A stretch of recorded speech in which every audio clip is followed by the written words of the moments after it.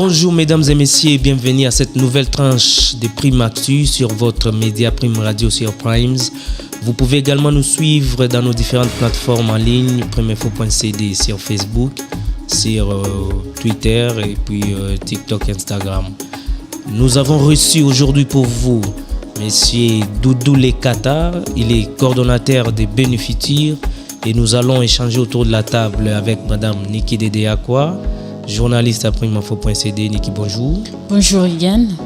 Et Monsieur Giscard Avril, rédacteur toujours à primeinfo.cd. Monsieur Giscard, bonjour. Bonjour Monsieur Rigan. Et moi c'est Rigan Shindano, comme vous le savez. Sans plus tarder, nous allons entamer le vif du sujet de ce jour, de tout ce que nous allons discuter avec Monsieur Doudou Lekata. Monsieur Doudou, on parle de bénéficiaire. C'est quoi bénéficiaire? Que faites-vous au sein de cette structure? En fait, merci beaucoup pour la parole, Monsieur Rigan. Béni Futur, c'est une ASBL de droit congolais qui est née en 2017 dans la ville de Béni et qui a pour objectif l'accompagnement scientifique à notre système éducatif congolais. Et nous apportons aussi certains contenus, c'est-à-dire une formation complémentaire au système éducatif congolais. Alors, quand je dis accompagnement scientifique, ce que je veux dire par là, c'est tout simplement essayer de donner des plateformes qui améliorent l'enseignement ici en RDC en se basant sur notre programme national. Et plus concrètement, ce que nous faisons, c'est que nous apportons des laboratoires aux écoles qui n'en ont pas et donnons des formations de mise à niveau aux enseignants afin qu'ils soient en mesure d'utiliser les matériels dans les domaines des STEM, ainsi de suite, tout ce qui est matériel didactique et améliorer les résultats finaux qui est nos diplômés, disons. Oh, donc vous fabriquez concrètement ces matériels didactiques ou vous les achetez? Alors ces matériels didactiques, nous ne les fabriquons pas. Ce qu'on fait, c'est que nous les achetons ailleurs. On observe comment est-ce que l'enseignement se passe ailleurs, sous d'autres cieux, en Europe, États-Unis, par-ci, par-là. Et on voit qu'est-ce qu'ils utilisent comme matériel, parce que la science, elle reste universelle. La chimie, c'est toujours la chimie, la biologie restera la biologie. Alors, on se dit, chez nous, comment est-ce qu'on étudie la chimie? C'est au tableau avec une craie et tout. Pourquoi? Parce qu'on n'a pas, par exemple, quelques Erlen Meyer, quelques réactifs et tout. Alors, ce que Béni Futur fait, c'est qu'il va acheter ce matériel, il va équiper, concevoir un labo complet et les élèves viendront pour faire leurs pratiques. Ça, c'est pour le volet scientifique. Donc voilà, nous ne fabriquons pas ces matériels nous-mêmes, mais nous les importons, nous les achetons et pour équiper les labos. Ok, je ne suis pas le seul. Madame Niki, si vous avez une question, commence par vous. Apporter les laboratoires aux écoles, qu'est-ce que vous pouvez dire par rapport à ça? C'est quoi apporter un laboratoire à une école? Est-ce que vous pouvez détailler, expliquer qu'est-ce que cela signifie? Oh, très bien. En fait, le projet est né d'abord d'une observation. L'observation, c'est que la majorité de nos écoles ici ne sont pas équipées en ce qui concerne des laboratoires des sciences en général, notamment anatomie, biologie, chimie, physique, informatique et tout ce qui va avec. Alors on s'est dit, ce qu'on peut faire, c'est que nous allons mettre en place un laboratoire pour que les élèves puissent venir faire des pratiques dans tous les différents domaines que j'ai donnés, chimie, physique, biologie, informatique, électricité, électronique, construction et tout ce qui va avec. En 2017, nous l'avons commencé dans la ville de Béni et les écoles venaient régulièrement faire des pratiques. Et à partir de 2019, on s'est étendu à Kinshasa. Il y a des écoles qui viennent pour faire les pratiques dans nos laboratoires, mais ça, ce sont des écoles qui sont à proximité. Okay?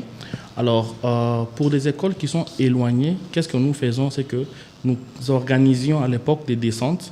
Donc, nous allons prendre un lot de matériel. Nous allons dans une école X de la périphérie de Kinshasa et nous allons travailler avec les élèves et nos encadreurs. Et à partir de 2021, au lieu de faire ces expéditions avec des bus que nous louons et tout, nous avons mis en place un nouveau type de laboratoire qui est un laboratoire mobile. C'est carrément un bus qu'on a pu équiper et qui nous sert de laboratoire modulaire où on peut enseigner à l'intérieur la biologie, l'informatique et tout ce qui va avec. Donc voilà un peu ce que j'ai dit quand je parle en termes de laboratoire. Ok, je prends l'exemple de la coupe et couture. Si vous devez aujourd'hui enseigner par rapport scientifiquement à un élève de la coupe et couture, par rapport à ce que vous proposez, donc qu'est-ce que vous pouvez lui donner? Alors, en fait, ce que nous donnons, c'est un laboratoire des sciences. La coupe et couture, ce n'est qu'une des sciences parmi tant d'autres. Et dans le programme de coupe et couture, j'espère, ils ont la chimie. En fait, ils ont les cours d'informatique, ils ont les cours de français, ils ont les cours d'anglais et tout. Alors, ce que nous allons apporter à ces élèves de coupe et couture, c'est que dans nos laboratoires, nous avons des bibliothèques aussi qui sont là, qui peuvent les aider pour faire leurs recherches. Et je ne sais pas si, par rapport à notre programme, il y a déjà les dessins, par exemple, assistés par ordinateur, où ils peuvent faire leurs modèles, leur conception. Mais étant donné que nous donnons, soit nous leur mettons à disposition un laboratoire d'informatique qui est équipé de différents logiciels, c'est toujours possible pour eux, par exemple, de faire leurs modèles, leur conception et tout. Mais le domaine proprement dit, c'est-à-dire les machines à coudre et tout, jusque-là, nous n'avons pas encore abordé cet aspect. Ok, merci. Je remets la parole à Regan. Oui, ok. Directement, moi, j'ai la réponse à M. Giscard. Merci, Regan, pour la parole. Mais je voudrais savoir, M. Doudou s'est présenté, il a parlé des bénéficures qui a commencé dans la ville de Beni, c'est à l'est de la RDC. Mais ici à Kinshasa, vous êtes domicilié où? Parce que c'est ça que nous devons savoir. Les gens qui veulent vous contacter, ils vont vous rencontrer où ça? Ok, ici à Kinshasa, notre domicile, c'est au niveau de sur l'avenue de la Science. Je parle des domiciles au siège. Hein? Oui, donc, c'est-à-dire le siège de Beni Futur. Okay. C'est sur l'avenue de la Science, numéro 5, au sein de l'école qu'on appelle IPG. C'est connu de tous, vers Izipa, Chaumba. C'est là où il y a notre siège pour l'instant. Ok. Beni Futur, comme vous l'avez su présenter ici, c'est une ASBEL de droit congolais. Vous êtes à Kinshasa après avoir été dans la ville de Beni. Et vous proposez quoi exactement en dehors du fait que vous avez un laboratoire mobile? Vous allez vers les écoles, mais ceux qui viennent vers vous, ils peuvent apprendre quoi comme spécialité ou comme filière ou module que vous avez comme contenu? Ok, je vais un peu éclaircir les choses. Nous avons pour rôle l'accompagnement scientifique. Et dans cet accompagnement scientifique, il y a aussi le technique qui va avec. Au niveau scolaire, il y a un programme national qui existe déjà, qui a été établi par le ministère de l'Enseignement, modifié ou soit amélioré par le programme PEC-PESU.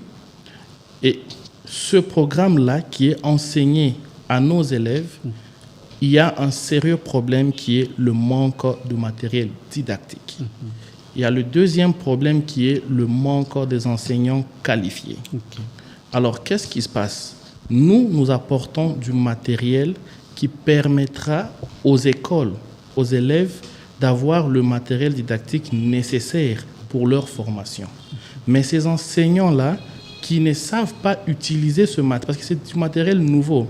Qu'est-ce qu'on fait? C'est que nous les recyclons en même temps. Nous allons recycler l'enseignant afin qu'il sache utiliser ces matériels pour son cours. C'est de manière vraiment générale, y compris même les français, y compris la géographie. De nos jours, il y a moyen d'enseigner les français, les mathématiques, la géo, l'histoire, avec des outils appropriés pour inciter l'attention de l'enfant et qu'il puisse mieux comprendre. Ça, c'est par rapport au programme national.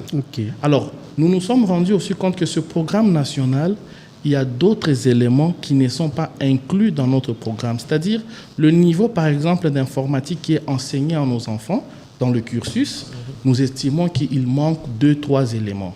Mais comment on peut résoudre ce problème? On ne saura pas aller demander qu'on puisse changer le programme national d'enseignement du cours. Alors, par rapport à ça, nous donnons des programmes complémentaires, c'est-à-dire un programme qui est conçu par nous, mais qui est inséré, soit enseigné sous forme d'activités parascolaires ou soit de cursus tierces.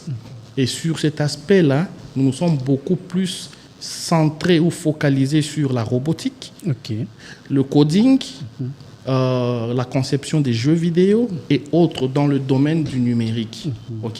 Alors, par rapport à ça, il y a des écoles qui, si l'école a notre accompagnement, on a aussi la possibilité d'insérer ces leçons ou ces matières dans les programmes des écoles. Et pour tout autre parent ou toute autre personne, qui veut aussi que son enfant puisse s'initier dans ces domaines, la robotique, ainsi de suite, peut venir et s'inscrire dans nos différents cursus de formation que nous avons dans ces domaines dont j'ai dit. J'espère que j'ai donné un peu plus de détails. Oui, bon, merci. Vous avez donné quelques détails, mais ce n'est pas encore assez.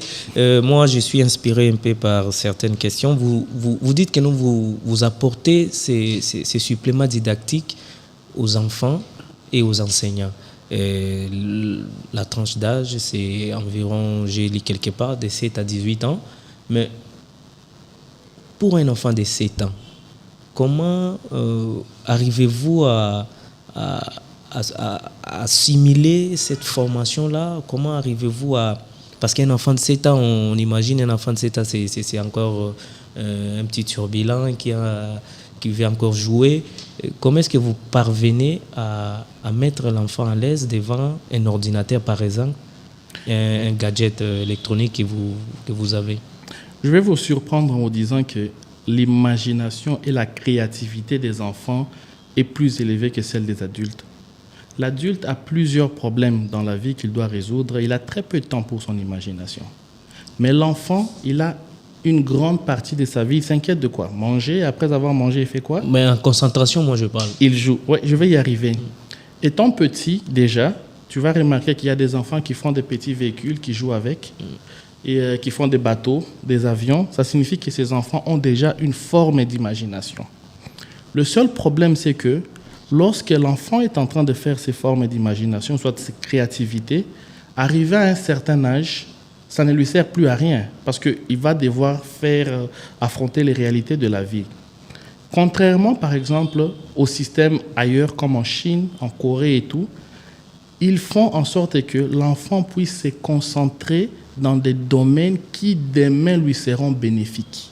Je ne sais pas si on est ensemble. Oui. C'est-à-dire... Ça, c'est ailleurs, en Chine. Exactement. Et quand on voit les résultats aujourd'hui de ces enfants qui ont commencé à se concentrer, parce que pour eux, c'est comme un jeu. Quand un enfant est en train de travailler avec l'ordinateur, il est en train de jouer.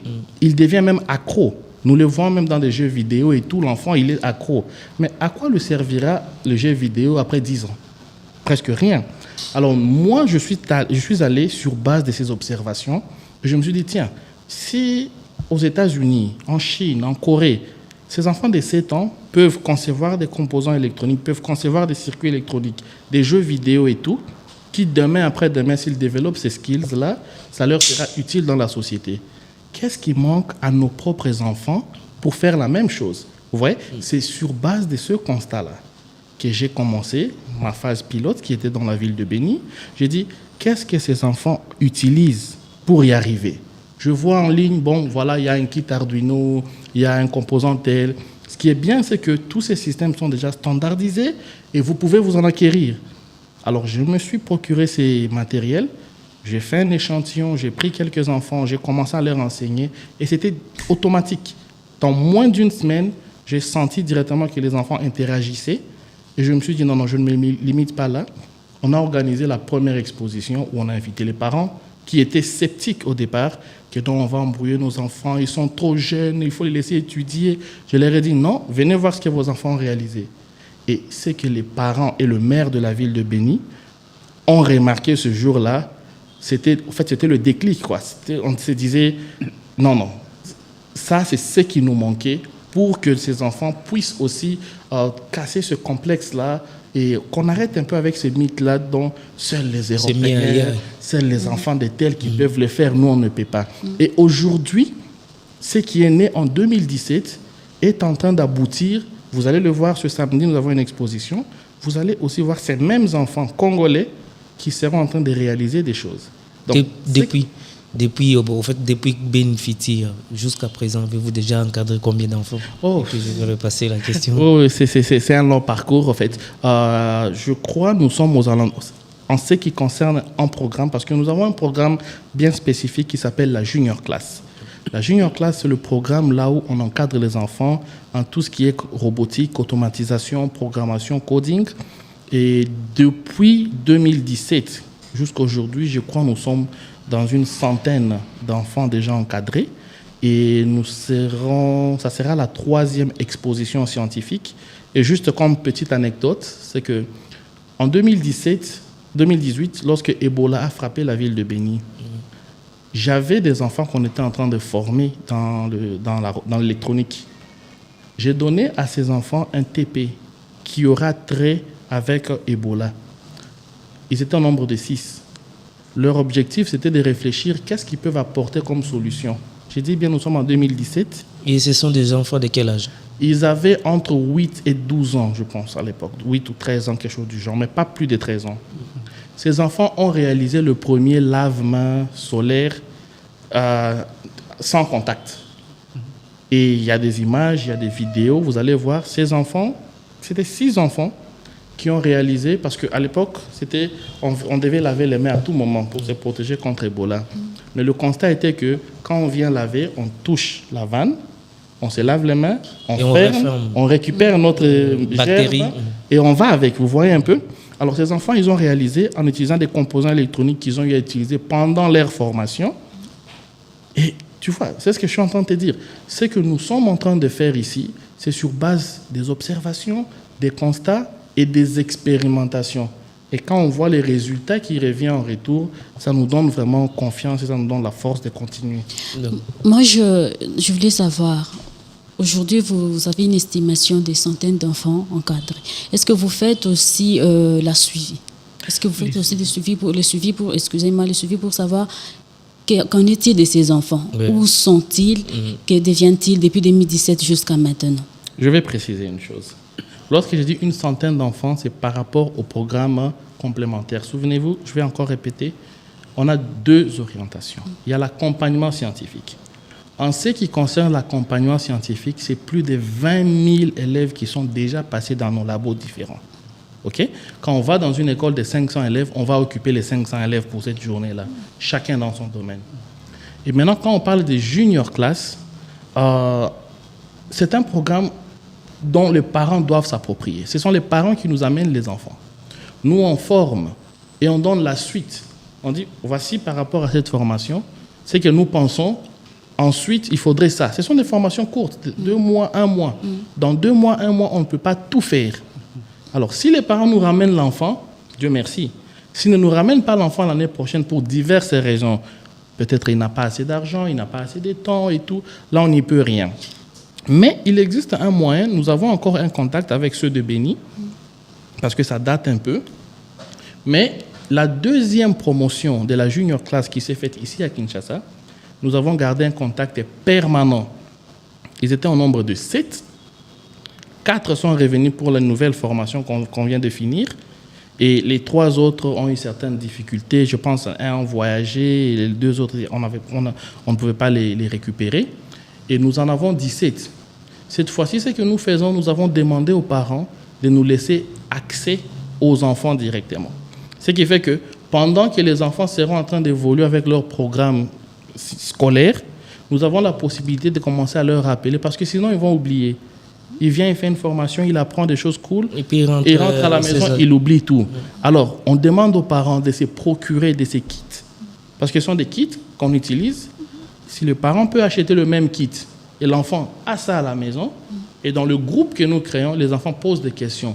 Moi, j'essaie de faire ça, ça ne marche pas. Et l'instituteur ou le tuteur, celui qui était le formateur, est toujours en contact avec eux pour continuer à résoudre des petites questions en attendant les nouvelles sessions qui arrivent. Et si, pourquoi aller chercher les enfants, que les enfants viennent chez vous? Pourquoi vous n'allez pas proposer, je parle que vous pouvez proposer au ministère de l'Enseignement, intégrer ça dans des écoles?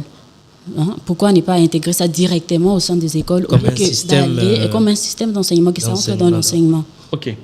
Alors, premièrement, on ne modifie pas un programme scolaire comme ça dans un pays. Il y a toute une norme. C'est une proposition que vous pouvez faire au ministère. Oui, je suis en train d'évoluer. Il existe déjà une proposition. Aujourd'hui, le programme que nous utilisons, il est outdated, c'est-à-dire il est déjà dépassé. Il y a eu une modification avec le programme PEC-PSU où on prévoit déjà certaines des réalisations que nous proposons. Mais le problème, c'est que il ne sait pas être appliqué parce que les écoles n'ont pas de matériel adéquat. Ça ne servira à rien aujourd'hui que le ministère dise que je veux que mes enfants puissent apprendre. En fait, je veux que les enfants apprennent l'intelligence artificielle et qu'on est en mon coteau. L'école n'a jamais vu d'ordinateur. Vous voyez un peu. Et c'est par rapport à tout ça. Donc, ces écoles qui bénéficient de notre accompagnement, ces écoles-là peuvent insérer ces contenus. Et au moment où je vous parle, il y a maintenant 2 écoles ici à Kinshasa qui, eux, n'ont pas voulu emmener leurs élèves pour faire la pratique chez nous, ou nous commencer à aller chez eux de manière ponctuelle. Ils ont plutôt préféré que nous puissions les équiper localement. Donc, ils aient un laboratoire à eux. Maintenant, à partir de ce laboratoire, ils peuvent maintenant insérer, vous voyez, insérer le programme de la junior class comme un programme d'accompagnement. Alors, je vais taire le nom de l'école pour l'instant, mais sinon, il y a déjà 2 écoles qui vont insérer ce programme de junior class allant de première primaire jusqu'à la 8e. Donc, l'enseignement de base, les enfants qui sont dans ces écoles vont déjà commencer à suivre ces formations. Et c'est vous qui allez assurer cette formation Cette continue? formation-là est assurée par nos encadreurs de manière continue. Et ce qui veut dire que Béni Futur a la capacité ou la possibilité, si une école sollicite, d'équiper son laboratoire. C'est exactement ce que nous cherchons d'ailleurs. Okay. Nous cherchons des écoles avec qui nous allons faire des partenariats pour, premièrement, leur doter du matériel dans toutes les sciences dont je vous ai donné ici. Une fois le matériel est là, nous cherchons les encadreurs pour recycler les enseignants parce que c'est une charge. On ne peut pas prendre tous ces cours sur nos épaules, il faut payer les encadreurs et tout. On peut accompagner l'école pendant 1 année, 2 ans. Dès que les enseignants sont assez outillés, ils ont le matériel, ils ont le contenu et ils ont notre programme de junior class, ils peuvent prendre même la relève sans nous et évoluer de manière autonome. Donc, nous avons cette capacité-là, aujourd'hui, d'équiper 1, 2, 3, 4 entreprises, ou soit 4 établissements scolaires, et insérer ce programme. Ok. J'ai une autre question. Ok, vas-y. Vous parlez de la junior class. Je voudrais dire à mes confrères ici présents que moi, j'ai eu la chance de visiter vos locaux. Merci. J'ai vu que des enfants réalisaient, par exemple, le système d'alerte lorsqu'il y a de l'incendie, par exemple, tout comme les contrôles du mouvement d'un apprenant de sa famille à l'école. Oui. Voilà. Voulez-vous nous expliquer comment ça se passe? Et les gens qui vous suivent, ils peuvent aussi être captivés ou captés par ça. Alors, nous allons parler de la junior class. D'abord, parlons de la junior class. C'est ce qui est intéressant. Alors, la junior class, c'est un programme dont je vous ai dit, où nous donnons un complément. On se rend compte qu'il y a tel domaine qui manque dans notre système. Nous ajoutons comme un complément éducatif. Alors, la junior class, c'est un programme que nous donnons souvent pendant les vacances. Nous avons les vacances de Pâques, vacances de Noël et les grandes vacances. La particularité est que pendant les grandes vacances, nous avons 2 mois entièrement où les enfants sont à notre disposition. C'est là où on donne un peu le gros lot. Et pour cette année 2023, nous avons eu 17 apprenants. Dans les 17 apprenants, il y avait ceux qui étaient inscrits au programme de la gamification, qui est un programme où les enfants apprennent à faire des jeux vidéo, comme des jeux vidéo normal, gaming. Et il y avait le deuxième cursus, c'était celui de la robotique, où les enfants apprennent comment fonctionne un robot, concevoir des systèmes robotisés, systèmes automatisés et tout. Et le troisième programme, c'est celui de la conception des systèmes intelligents. Du genre, vous vous rapprochez auprès d'une porte, elle s'ouvre, soit il y a l'incendie quelque part, les pompiers sont alertés et tout. Vous voyez? C'est ce qu'on a enseigné à ces enfants. Et le lot des enfants qui sont venus, le lot d'enfants qui est venu pour ce programme était de 6 à 18 ans. Après la formation, on a demandé à chaque enfant de donner une idée. Après ce que tu as appris, qu'est-ce que tu penses que tu peux faire avec de manière utile pour la société? C'est ainsi que nous avons eu, je pense, 5 projets. Les 5 projets, ceux de la robotique étaient unanimes. Ils se sont dit, nous allons faire un véhicule électrique, étant donné que c'est ce qui est en vogue et tout, et tout, et tout. Avec le peu de fonds que nous avions, on a pu mobiliser des fonds et on leur a donné ces capacités et ils ont réalisé un véhicule électrique qui est commandé à partir de l'empreinte digitale. Pour l'aspect sécuritaire et ainsi de suite, ils vont exposer ça à l'exposition qui est ce samedi, la SciTech 2023. Le deuxième groupe, ils ont travaillé sur un système de prépaiement et de traitement d'eau potable. C'est un kit, un vending machine pour de l'eau et qui résout le problème des bouteilles en plastique ou des sachets d'eau. Donc c'est une machine qui sera placée dans des lieux publics.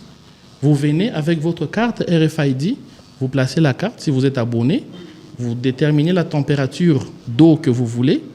Le système va prendre la quantité selon votre facturation, va vous facturer, va refroidir de l'eau pour vous, vous buvez votre eau avec des gobelets en papier et vous jetez, c'est bon.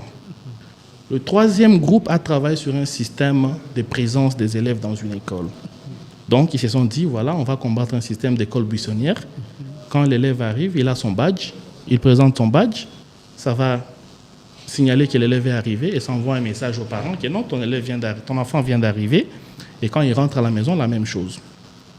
Le quatrième groupe a travaillé sur un système... Donc, la même carte va signaler automatiquement ou doit encore présenter ça dans un dispositif? Il y a un dispositif qui est le récepteur. Alors, si l'enfant ne présente pas la carte, par exemple? Si l'enfant ne présente pas la carte, il y a un système de secours qui est, par exemple, un mot de passe. Il devra saisir un mot de passe, mais on privilégie la carte parce qu'ils peuvent se transférer le mot de passe. Moi, je ne serai pas à l'école aujourd'hui. Mon ami saisit pour moi le mot de passe. Vous voyez un peu? C'est sécurisé. Voilà. Et à la longue, ils peuvent même améliorer, aller jusqu'à ce que ça puisse faire la reconnaissance faciale. Ce sont des modules qu'ils ont déjà utilisés pendant la formation. Ils savent utiliser un lecteur d'empreintes digitales, ils savent utiliser. Alors maintenant, il faut rassembler tout ça pour produire quelque chose d'utile qu'on peut maintenant utiliser. Alors le quatrième projet que je disais, c'était un système d'alerte contre les gaz. Ce n'est pas seulement l'incendie. C'est qu'ils ont travaillé sur un système qui, lorsqu'il y a fuite de gaz dans votre maison, par exemple, ce n'est pas un incendie, on n'a pas besoin d'appeler les ambulanciers pour ça, ou soit on n'a pas besoin d'appeler les pompiers pour ça. Il va juste t'envoyer un message et te signaler que non, j'ai remarqué qu'il y a fuite de gaz, tel type de gaz, et notamment on a travaillé sur le butane et le méthane. Et sois prudent. Quand tu arrives à la maison, ouvre la porte, n'allume rien d'inflammable.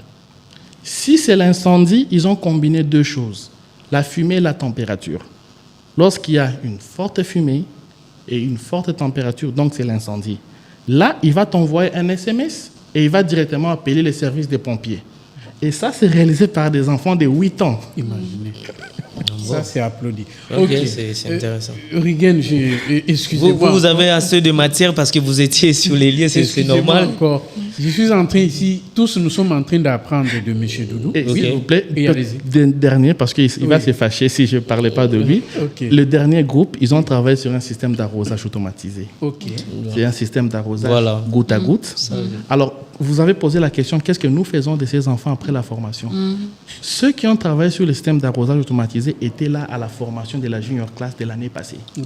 Ils ont travaillé sur leur système et ils sont revenus aujourd'hui, ils ont dit non, nous on va pas faire un autre système. On veut seulement améliorer notre système qu'on avait déjà fait l'année passée. Walter Mukendi et son frère. Alors, ils ont travaillé sur un système d'arrosage goutte à goutte et sur un système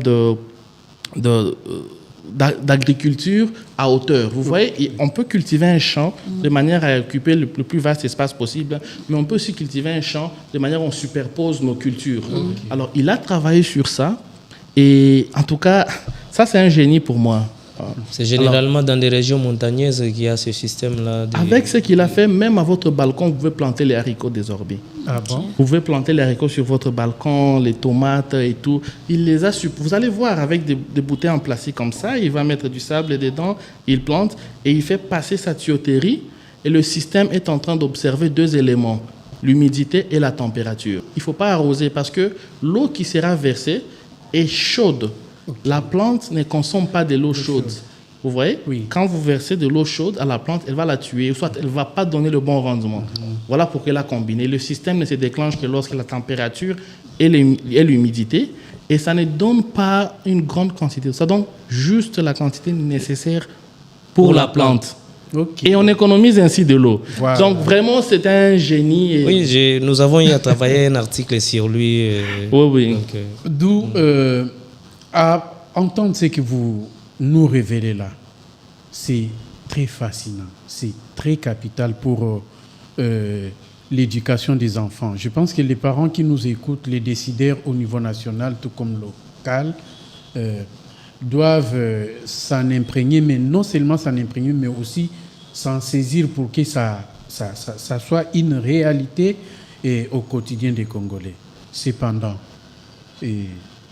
le système ou l'enseignement tel que vous l'organisez est en train de décomplexer un peu les enfants congolais ou les apprenants congolais par rapport à ceux qui sont au nord de même âge que ceux du Congo et qui hier ne pouvaient pas arriver à ce genre de réalisation. Est-ce que vous êtes soutenu? Qui vous soutient? Qui est derrière vous? Ça, c'est la bonne question. En fait, depuis notre existence, jusque-là, nous n'avons encore reçu aucun soutien. Quand je dis aucun, c'est vraiment aucun dans le sens propre du terme. Tout ce que nous faisons ici sont des efforts personnels. Mais il arrive que même la plus belle femme du monde ne peut donner que ce qu'elle a. Oui. Et l'essoufflement, des fois, on sent. On se dit, bon, en tout cas, je suis essoufflé. Mais Dieu va donner encore la force et tout. Le 100% de ce que nous faisons, c'est soutenu par ma propre poche. Ça. et d'où est-ce que vous tirez ces fonds? De mon salaire. Il n'y a pas des, bon, par exemple, pour accéder, parce que vous aviez dit quelque part au début que non, vous apportez des formations continues et de l'autre côté, vous apportez un accompagnement sur l'éducation. Alors, pour y accéder à cette formation continue, y a-t-il des modalités? Voilà, exactement. C'est une très bonne question. Alors, pourquoi est-ce que je préfère qu'on puisse en parler? La formation qui vient de se terminer, les parents ont payé $150 par enfant. N'est-ce pas? Alors, quand on a 4 enfants qui vont faire une formation, ça fait $600. Et cette formation, une fois l'an. C'est pour toute l'année ou quelques mois? Non, ils sont venus juste pour faire 2 ans. C'est-à-dire, on n'aura plus cet argent. La deuxième année. Il faut une autre année pour encore organiser. Pour le véhicule solaire, par exemple, nous avons déjà dépensé près de $1 500. Voilà, non, les parents nous ont payé 600. On a dépensé plus de 1 500. Et nous devons payer les encadreurs qui forment ces enfants. Vous voyez? Alors, pour l'instant, il n'y a pas encore cet engouement et il n'y a pas encore cette attraction. Voilà pourquoi je dis, le système jusque-là est en train d'évoluer avec les efforts personnels. Ces efforts arriveront à un moment donné, ils vont commencer à se rétrécir et jusqu'à arriver au niveau de s'arrêter. Il faut espérer. Et une anecdote, par exemple aujourd'hui, ce n'est pas sans sacrifice que nous le faisons. Des fois, ce sont des combats sérieux avec mon épouse. Voilà. Vous voyez? Oui. Parce que l'épouse, elle se dit, voilà, l'ami est allé en congé, en famille et tout. Ils ont dépensé combien? 12, 10 000 et tout. Et elle regarde en banque, elle voit les sorties d'argent pour béni futur. Au-delà des 12 000, qu'est-ce que ça a rapporté? Rien. Alors qu'on aurait pu aller en congé, par exemple. Vous voyez? Ce genre de pression, ça naît d'un peu partout. Il y a ces pressions au niveau de la famille, la pression personnelle d'abord, on voit l'investissement, on se dit on aurait pu faire autre chose et tout. Mais étant donné qu'il existe encore une certaine passion en nous, voilà pourquoi vous voyez, nous résistons encore, on continue à se battre. Mais on essaie de demander de l'aide à quiconque le veut, le gouvernement. Comme là, tout de suite, on a un problème d'espace, par exemple. Vous avez été à notre siège, vous avez vu l'espace, il est tellement petit. Oui. Et maintenant, on a même certains problèmes avec le bailleur. Nous devons chercher où aller ailleurs. Et une structure comme celle-ci, qui est en train d'aider énormément, demain après demain, vous ne soyez pas étonnés, non, par exemple, nous avons fermé par simple manque d'espace. Il y a eu un conclave tout récemment à Kinshasa, qui s'est tenu à Kinshasa, un conclave de scientifiques, où il y a eu, entre autres, des génies, voilà. Il y a eu, entre autres, des expositions, des innovations, parce que ce que vous amenez, c'est une innovation au niveau de l'éducation. Est-ce que avez-vous postulé? Parce que dans ces conclaves-là, il y a eu des financements, il y a eu des soutiens du gouvernement. Est-ce que vous, personnellement, avez-vous postulé à cela ou vous êtes resté à l'écart? En fait, premièrement, il y a un souci. Le souci, c'est celui de la communication. J'ai appris qu'il y avait ce conclave pendant qu'il était déjà en train de se passer. Ont-ils communiqué? Je ne sais pas. Ont-ils fait de leur mieux? Parce qu'il y a des personnes qui peuvent communiquer ou faire semblant de communiquer. Je vais poster quelque chose sur ma page Facebook. J'ai communiqué, mais à qui? Juste aux personnes qui sont amis et autres. Mais nous autres, on n'a pas été informés de ce conclave. Avec tout ce que je vous ai dit ici. Ça s'est passé à la télé, à la RTNC, ça s'est annoncé partout. J'ai une équipe de 6 agents chez Béni-Futur. Et moi, je vis aux États-Unis. Même si moi, je n'ai pas vu, quand même, l'un de mes agents pouvait voir. J'ai des amis, j'ai des collègues qui pouvaient ne fût-ce que voir et dire « Ah non, mais Doudou, ça, tu peux postuler. » Mais je vous informe que je n'ai pas eu l'info. Ce n'est pas qu'on n'était pas prêt. Vous avez été chez Béni-Futur, vous avez vu notre bus laboratoire. Exactement. Rien que ce bus, c'est déjà un projet qu'on pouvait présenter.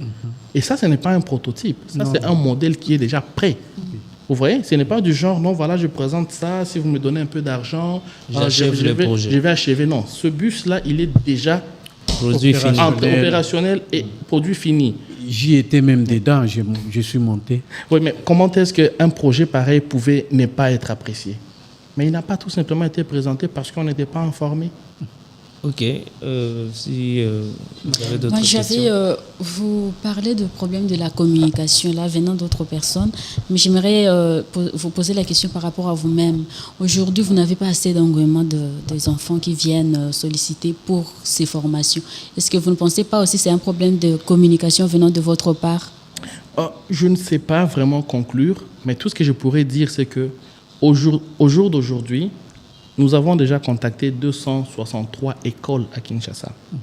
Lorsqu'on lance le programme de Junior Class, nous faisons une communication vraiment agressive. Les agents descendent dans chaque école, mettre des affiches, parler avec les élèves un à un. On organise des ateliers. C'est-à-dire, je ne sais pas, qu'est-ce qui manque encore dans la chaîne de la communication? Il y a des émissions à la télé, il y a des publicités dans les réseaux sociaux et tout, mais le résultat, il est tel qu'il est. À la radio, si vous limitez seulement la télé? Nous le faisons, bon, à la radio locale, on ne l'a pas fait pour cette session passée, mais si on a touché plus de 30 000 personnes et on récolte 17, soit le produit n'est pas encore très bien compris, soit nous pensons encore que ce n'est pas vraiment du sérieux. Et voilà pourquoi nous organisons ces expositions telles que celle du samedi, la SciTech, que les gens puissent venir voir, ah bon, mon fils a raté, il n'a pas participé à cette formation, mais voilà ce que les autres ont fait, vous voyez. Vous voulez ici préciser le lieu où il y aura cette exposition? L'exposition aura lieu au collège Boboto, au centre culturel Boboto, à la Gombe ici. Ça sera ce samedi ici, le samedi 2 septembre 2023. À partir de 12h30, on sera là avec les enfants et leur réalisation. Et c'est ouvert d'accès. Quiconque veut venir voir. Les enfants vont présenter, défendre leur projet. Il y a des assistants des universités qui seront là comme membres du jury. Après la défense, nous laissons à la population l'accès à poser des questions. Chaque enfant sera derrière son travail. Vous passez, vous testez, vous posez des questions. Et pour qu'on ne puisse pas penser que c'est un make-up ou soit, vous allez être en contact avec les enfants vous-même et vous allez voir ce qu'ils ont réalisé. Dernière question. Oui, parce qu'on tend vers la fin également. Oui, que vous avez mis en place comme moyen de communication pour vous atteindre. Des contacts. Oui, des contacts. Quand vous partez pour sensibiliser et qu'un enfant veut apprendre, il passe directement par vous ou au travers des écoles. Qu'est-ce que vous avez fait? Alors, étant donné que ces enfants sont des mineurs, normalement, nous ne devons pas passer directement par l'enfant. Ce qu'on fait, c'est qu'on va dans l'école, on donne le message, on donne les contacts. L'enfant va informer à ses parents. Les parents vont nous contacter. On va voir les modalités pratiques, comment est-ce que ça va se passer. Et dès que c'est OK, le parent va prendre la charge d'emmener l'enfant chaque jour à notre siège pour la formation et venir récupérer l'enfant. Donc voilà un peu comment ça se passe. Vous voulez ici communiquer le numéro de contact des Béni-Futur si vous l'avez en tête? Bien sûr, le meilleur moyen, ça serait d'utiliser le numéro WhatsApp parce que c'est plus pratique. accessible. C'est le communiquer. +1 Oui. 682 313 92 72. Ça, c'est le numéro à l'international. Il y a aussi un numéro local, ici à Kinshasa. Je vais vous le communiquer. C'est le plus 243 85 85 00 993. Voilà. Ok, nous arrivons presque à la fin, nous atterrissons. Et également, c'est une occasion pour nous, notre boîte, également d'être en partenariat permanent avec vous. Nous espérons pour de plus en plus communiquer sur ce que vous faites. Parce que Madame Niki l'a évoqué tout à l'heure, est-ce qu'il y a une communication continue pour vulgariser ce que vous faites, pour maintenir cette communication, parce que tout ce que vous nous avez présenté ici, c'est intéressant pour l'éducation de notre pays, pour nos jeunes enfants et pour les jeunes hommes et les jeunes femmes en devenir. Et je ne sais pas si, M. Giscard, vous avez votre ultime conviction de la fin et puis... Oui, c'est peut-être inciter les décideurs au niveau national, les dirigeants, le gouvernement central, tout comme tous les gouvernements provinciaux, parce que M. Doudou a dit ici que les projets, il voudrait l'étendre sur toute la République. Okay. Alors, si à travers toute la République, on a 30 centres comme ça, vous voyez qu'on aura résolu les problèmes de technicité partout à l'échelle nationale. D'où il faut que les gouvernements et les décideurs puissent s'approprier de ces genres de projets, soutenir, parce que un projet d'intérêt commun comme celui-ci ne devait pas être une affaire du promoteur seul ou d'une seule famille. Ça devait être quelque chose où la communauté nationale tout dans son entièreté devait s'approprier et soutenir afin que nos enfants puissent être décomplexés, non seulement décomplexés, mais puissent avoir des connaissances utiles pour pouvoir demain se prendre en charge. Mais c'est Doudou, votre ultime conviction également pour atterrir. Je vais dire ceci. Il faut l'admettre, notre gouvernement a commencé à faire des efforts en ce qui concerne l'éducation. Aujourd'hui, vous avez, par le programme des 145 territoires, des écoles qui sont en train d'être construites. Vous avez le projet phare du président de la République qui est la gratuité de l'enseignement.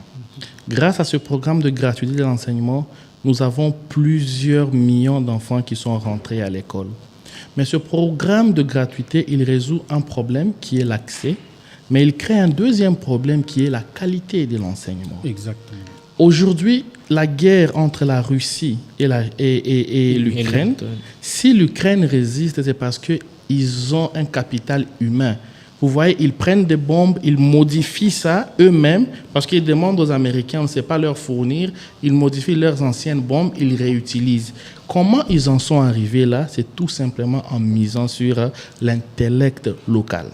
Nous apportons une solution efficace en ce qui concerne la qualité de l'enseignement.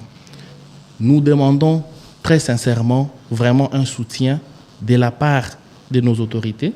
Premièrement, pour accompagner ces écoles qui bénéficient de la gratuité, mais ne pourront pas s'équiper d'ici 5 ans, 10 ans. Et soyons sincères, il y a des écoles, même 5, 10 ans, ils ne sauront pas s'équiper en matériel. Nous avons cette capacité. Si nous avons un soutien, nous pouvons accompagner ces écoles avec notre programme de bus, notre programme de descente et ainsi de suite. Deuxièmement, pour notre programme d'accompagnement, pour le programme complémentaire, nous demandons à quiconque ou à toute personne de bonne volonté de nous trouver un espace viable, un peu plus grand, et nous allons prendre la charge de l'équiper pour continuer à former cette jeunesse congolaise sur les métiers de l'avenir. Merci beaucoup, M. Doudou. Le message est passé. Madame Niki, avant d'atterrir une minute, parce qu'on nous fait signe déjà au niveau de la technique. Moi, j'aimerais juste vous féliciter parce que c'est vraiment féliciter ce que vous faites. Et comme je suis en train de le dire, mieux c'est de faire ces suivis, faire les suivis des écoles. Et pour qu'il y ait, parce que si vous devez avoir d'autres élèves pour l'année qui doivent venir, il faut qu'il y ait le résultat de ce que vous avez fait cette année. Et je crois qu'avec les petits moyens, bien que ce n'est pas encore suffisant, pouvez faire encore grand-chose. Parce que c'est un domaine qui est encore vierge pour le moment. Donc, vous pouvez encore apporter beaucoup de choses le jour à venir. Vraiment, je voulais vous féliciter par rapport à ça. Merci beaucoup. Madame. Voilà, moi, au fait, je voudrais par l'occasion interpeller vraiment les autorités parce que par rapport à ce qui s'est passé tout récemment, le conclave génie scientifique là, comment de telles intelligences n'ont pas été consultées, n'ont pas été prises en charge.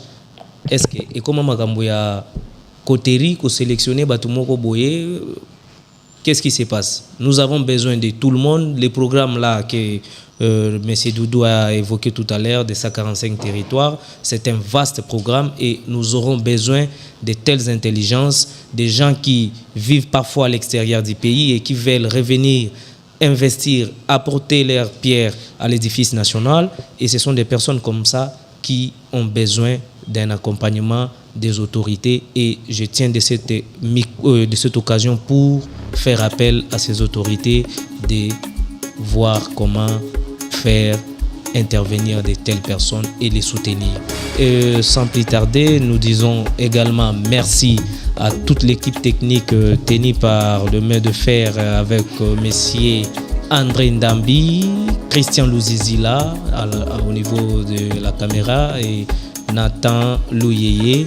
Et je profite de la même occasion pour dire un grand merci monsieur le CP Tony pour l'accompagnement logistique et financier, parce que si nous sommes là, c'est grâce notamment à lui. Et un merci au directeur Jean-Luc Mouchimpako, à M. Jeff Kanyanya et au directeur John Kaska, et un clin d'œil à Jonathan Luamba, Marcel, toute l'équipe Prime Info précédée. Merci. Au revoir. Au revoir. Merci.